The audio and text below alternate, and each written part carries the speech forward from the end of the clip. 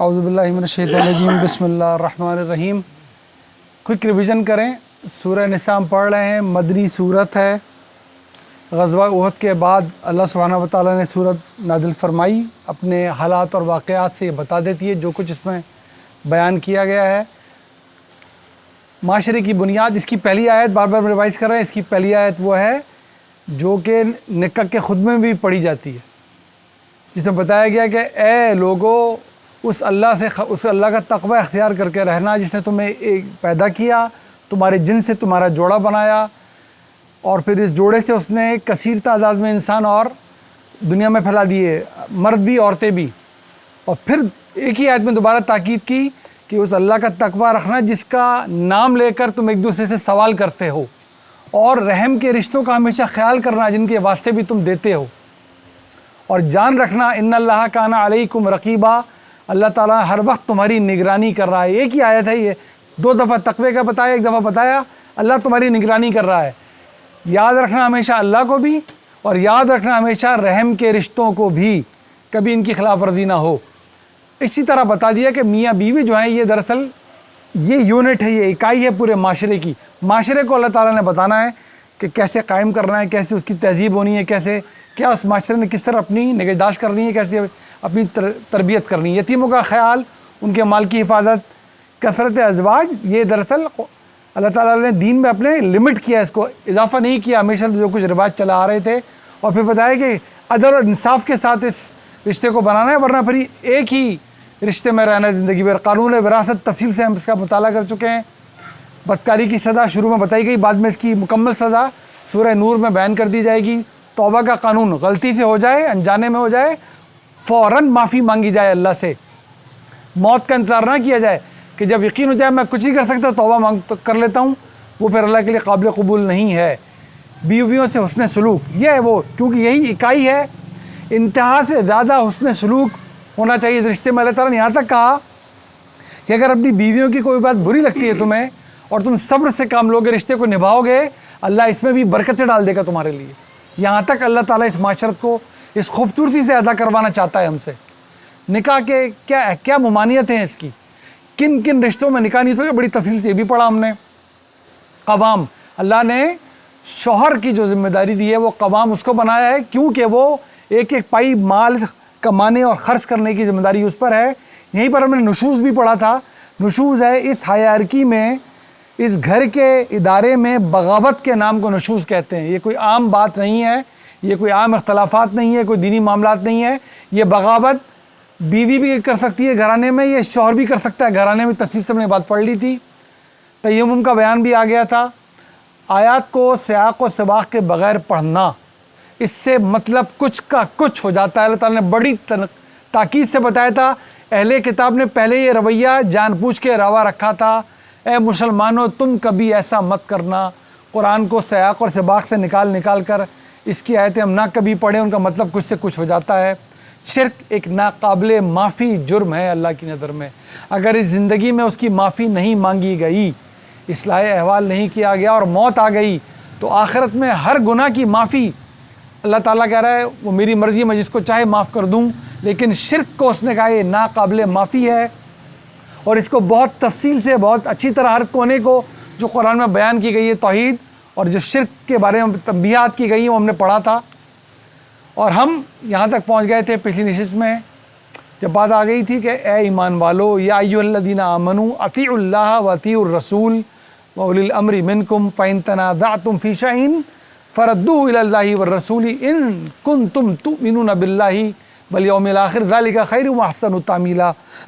کہ اے ایمان والو، تمہیں اطاعت کرنی ہے اللہ کی، اطاعت کرنی ہے اللہ کے رسول کی، اور ان کی بھی جو تم میں سے صاحب اقتدار ہوں۔ لیکن اگر کوئی تنازع کھڑا ہو جائے تو معاملے کو پھر پلٹا دیا جائے، پھیر دیا جائے گا، واپس رجوع کر لیا جائے گا اللہ اور اس کے رسول کی طرف۔ اگر تم ایمان رکھتے ہو اور آخرت پر بھی اور اللہ پر بھی، تو پھر یہی تمہارے لیے بہتر ہے حالات سے اور انجام کار کے لحاظ سے بھی۔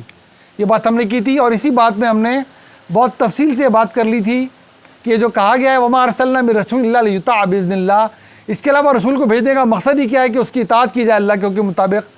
فلا وربک لا یؤمنون حتی، اور اللہ کہہ رہا ہے بس آپ کے رب کی قسم، یہ ایمان والے ہو ہی نہیں سکتے حتیٰ یہاں تک یحکموک فیما شجر بینہم ثم لا یجدوا فی انفسہم حرجا مما قضیت ویسلموا تسلیما، کہ اپنے آپس کے جھگڑوں میں بھی جب تک یہ کیا نہ کر لیں، آپ سے فیصلے کروائیں، اور جو فیصلہ آپ کر دیں اس کے بارے میں ہرگز اپنے اندر ذرا سی بھی تنگی محسوس نہ کریں۔ رسول نے فیصلہ کر دیا، اطاعت میں اب سر تسلیم خم ہے، مکمل طور پہ تسلیم و رضا کا معاملہ ہوگا، یہ ہے اطاعت۔ اور یہاں ہم نے پڑھ لیا تھا اطاعت، اتباع۔ آج انشاءاللہ سورہ نساء کی آیت نمبر 66 سے 75 تک ہم نے پڑھنا ہے، یہ بات ہم نے کر لی۔ ہرگز یہ ایمان والے نہیں ہو سکتے جب تک ہر فیصلے کا، اپنے باہمی جھگڑوں کا بھی فیصلہ آپ سے نہ کروا لیں، اور جو فیصلہ ہو جائے اس پہ تنگی محسوس ہرگز نہیں ہونی ہے۔ اللہ تعالیٰ بتا رہا ہے مسلمانوں سے خطاب ہو چکا کہ ان کا کیا رویہ ہے، جو سامنے منافقین کھڑے ہوئے ہیں، اہل کتاب سے مخاطب ہونا، یہ کیا کر رہے ہیں؟ وَلَوْ أَنَّا كَتَبْنَا عَلَيْهِمْ أَنِ اقْتُلُوا أَنفُسَكُمْ أَوْ اخْرِجُوا مِنْ دِيَارِكُمْ مَا فَعَلُوهُ إِلَّا قَلِيلٌ مِّنْهُمْ۔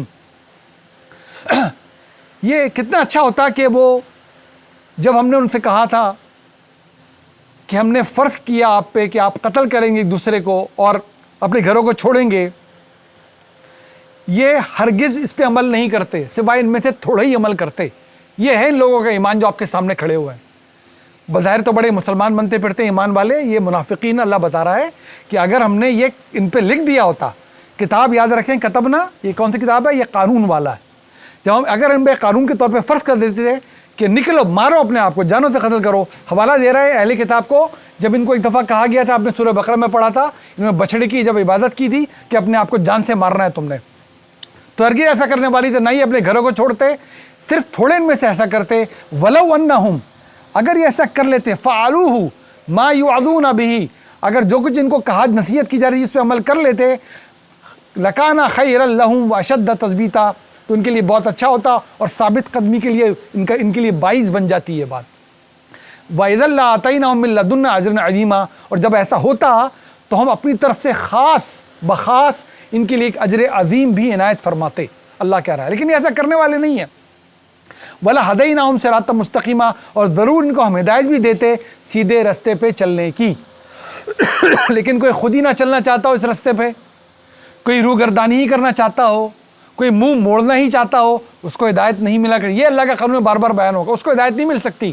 اگر صرف بات پہنچنے سے ہدایت مل جاتی اور اندر کی فطرت آدمی اس کو مس نہ کرے تو بات پہنچے گی۔ مس کرتا رہے تو ابو جہل نے ابو جہل مرنا ہے، فرعون نے فرعون مرنا ہے، وقت کے نبی ہوں گے، اللہ کا کلام جاری ہوگا، لیکن اگر اندر کی فطرت مسخ ہو جائے گی تو پھر اثر نہیں ہوگا کچھ۔ اسی لیے اللہ تعالیٰ بار بار میرے نبی کو کہتا ہے قرآن میں، آپ کا پیغام کام ہے پیغام پہنچا دینا، آگے جب تک یہ قدم نہیں بڑھائیں گے ان کو ہدایت نہیں ملنے والی۔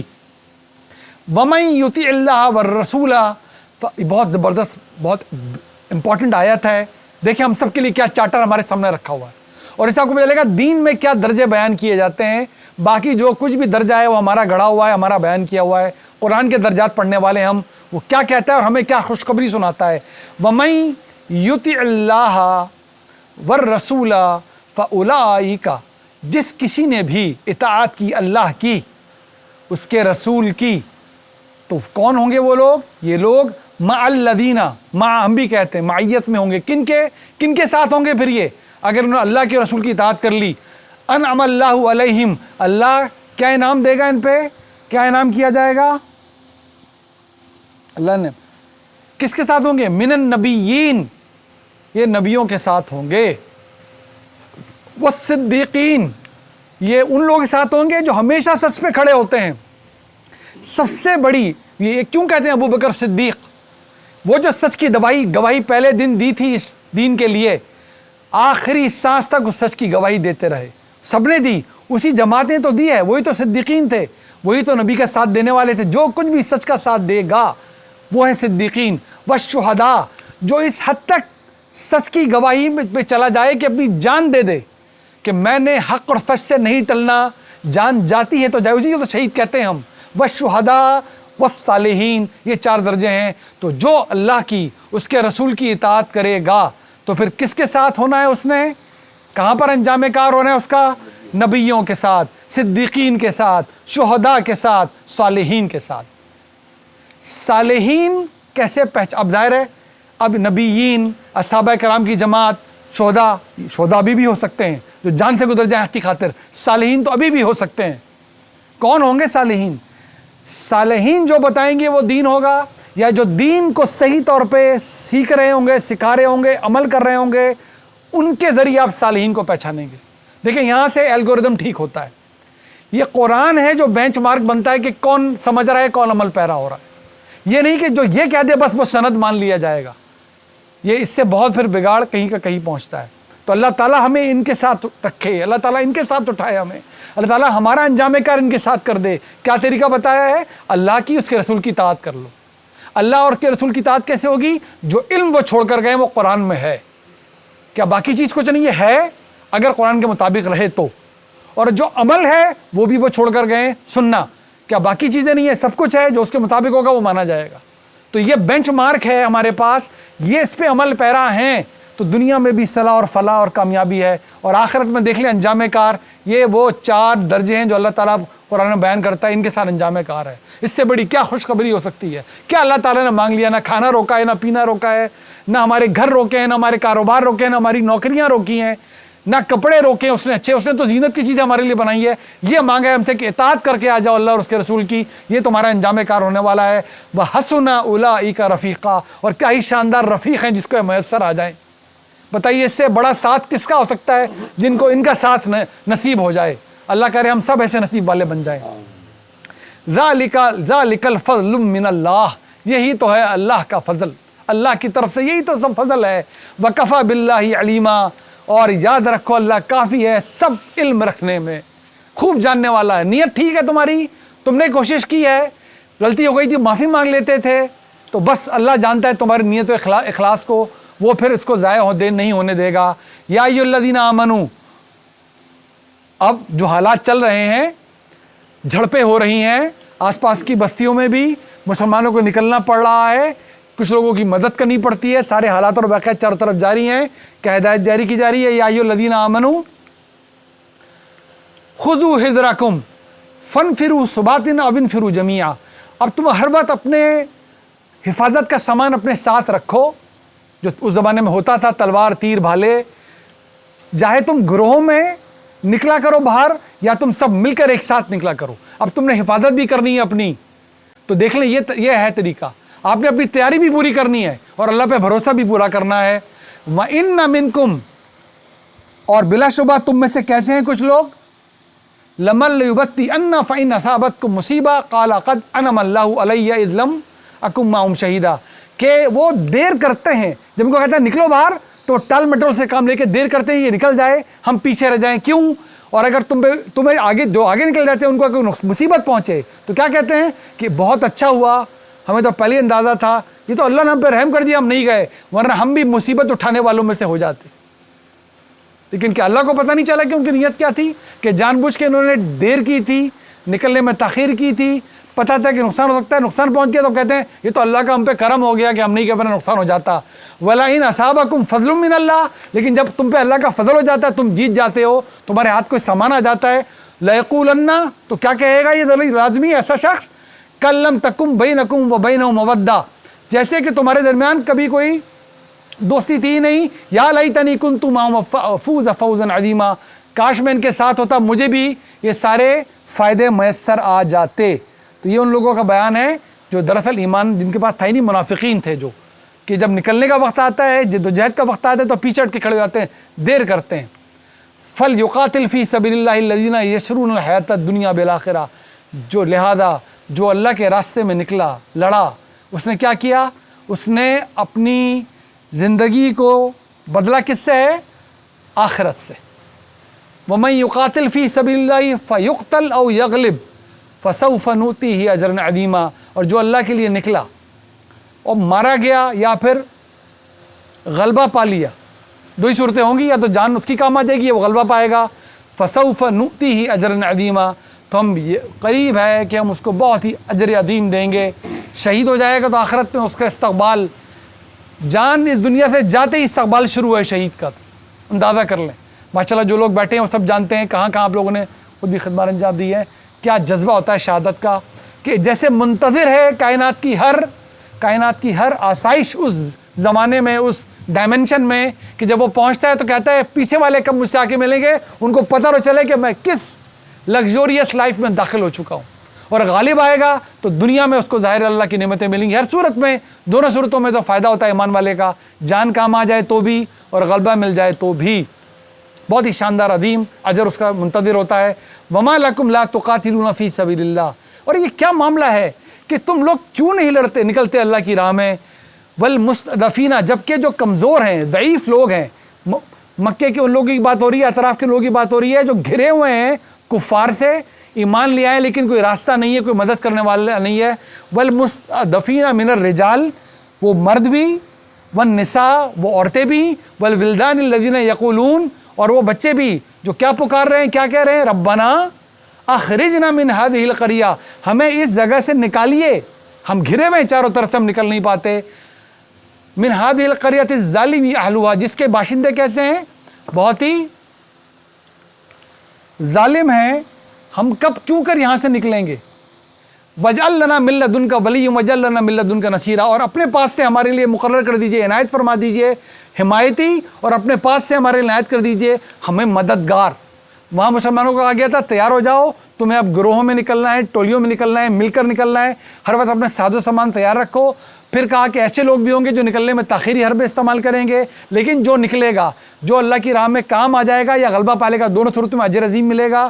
اور کیوں کر یہ نہیں کرتے کہ ان لوگوں کی مدد نہیں کر رہے جو پکار رہے ہیں؟ وہ مرد تمہیں پکار رہے ہیں، وہ عورتیں تمہیں پکار رہی ہیں، وہ بچے تمہیں پکار رہے ہیں، یا اللہ تعالیٰ، اور دعا مانگ رہے ہیں اللہ تعالیٰ ہمیں ان ظالموں سے نجات دلائیے، ہماری مدد فرمائیے اپنے پاس سے، خاص طور پہ الذین آمنوا، جو لوگ ایمان لائے، یقاتلون فی سبیل اللہ، وہ کہاں لڑتے ہیں؟ اللہ کی راہ میں، یقاتلون فی سبیل اللہ۔ والذین کفروا، اور جو کفر والے ہیں وہ کہاں لڑیں گے؟ وہ طاغوت کے ساتھ۔ یقاتلون فی السبیل الطاغوت، طاغوت ہمیشہ خدا کے مقابلے میں جو قوتیں ہوتی ہیں، شیطانی قوتیں، ان کے بارے میں استعمال ہوتا ہے، وہ تو انہی کے ساتھ، انہی کے لیے لڑیں گے۔ فقاتلوا اولیاء الشیطان، تو جو پھر ان کے ساتھ لڑیں گے، تو تمہیں کس کے ساتھ لڑنا ہے؟ پھر تمہیں شیطان کے دستوں سے، دوستوں سے لڑنا ہے، اس کے ساتھیوں سے لڑنا ہے۔ انا، اور یاد رکھنا، یہ بہت ہی امپورٹنٹ آیت ہے، ہم شیطان کو بہت بڑا چڑھا کر بیان کرتے ہیں، ہم اگر ایمان والے بنیں جب بھی کسی بھی معاملے میں، انا کید الشیطان کان ضعیفا، اور شیطان کا وار تو، اس کا مکر تو ہوتا ہی کمزور ہے۔ اللہ تعالیٰ آگے جا کے بیان کرے قرآن میں، شیطان تو بال بھی بیکا نہیں کر سکتا ان کا جو اللہ سے مخلص ہوں۔ الم ترا، کیا آپ نے دیکھا نہیں؟ الم ترا الی الذین قیل لہم، ان لوگوں کی طرف جو کیا کہا گیا ان سے، کفوا ایدیکم واقیموا الصلاۃ وآتوا الزکاۃ، ابھی اپنے ہاتھوں کو باندھ کے رکھو، ابھی صرف صلاۃ قائم کرو اور زکوٰۃ دو۔ تو کیا کہا انہوں نے؟ نہیں، یہ تو ہم کر لیں گے، صلاۃ اور زکوٰۃ ہوتا رہے گا، ہم تو تیار ہیں، بس کسی طرح نکلے اور اپنے جوہر دکھائیں، اللہ کی راہ میں موقع ملے تو دیکھیں ہم کیا دکھاتے ہیں۔ صلاۃ بھی ہے، زکوٰۃ بھی ہے، تو جب صلاۃ اور زکوٰۃ کا کہا گیا تو وہ کرنے کے بجائے بیتاب رہے کہ نکلیں جہاد میں، نکلے میدان میں۔ فلما کتب علیہم القتال، اور اللہ نے کہا نکلو، تو پھر کیا کیا؟ اذا فریق منہم، لوگوں نے کیا کہنا شروع کیا ان میں سے؟ یخشون الناس کخشیۃ اللہ، لوگوں سے ڈرنا شروع کیا، جبکہ ڈرنا ایسے جیسے اللہ سے ڈرنا چاہیے، او اشد خشیہ، اس سے بھی زیادہ۔ وقالوا ربنا لما كتبت علینا القتال لولا اخرتنا الى اجل قریب، اللہ تعالیٰ اس وقت ہم سے کیوں کہہ رہے ہیں آپ کہ ہم نکلیں اور جہاد کریں، تھوڑی مہلت مل جاتی۔